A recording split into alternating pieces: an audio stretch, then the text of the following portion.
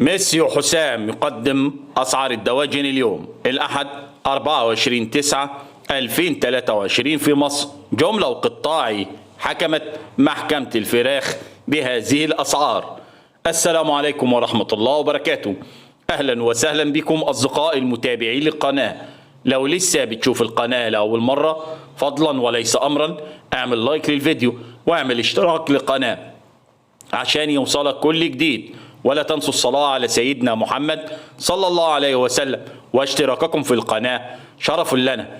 أما بالنسبة للأسعار جملة وقطاعي وفي المحلات فهي كالتالي: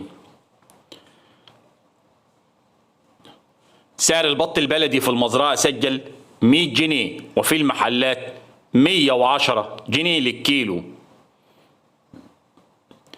سعر البط الفرنساوي في المزرعة سجل 65 جنيه وفي المحلات 70 جنيه للكيلو. سعر البط المولار في المزرعة سجل 85 جنيه وفي المحلات 90 جنيه للكيلو.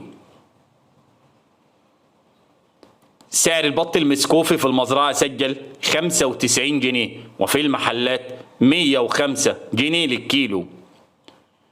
سعر السمان في المزرعة سجل 50 جنيه وفي المحلات 60 جنيه للجوز.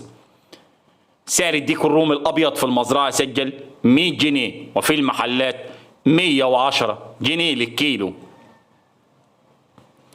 سعر الديك الرومي الأسمر البلدي في المزرعة 110 وفي المحلات 120 جنيه. سعر الفراخ البيضة في المزرعة سجل 68 وسعر التنفيذ 67 وفي المحلات 64 جنيه للكيلو.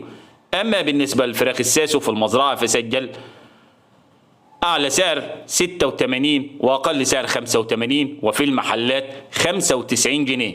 سعر الأرنب اليوم في المزرعة سجل 90 جنيه وفي المحلات 100.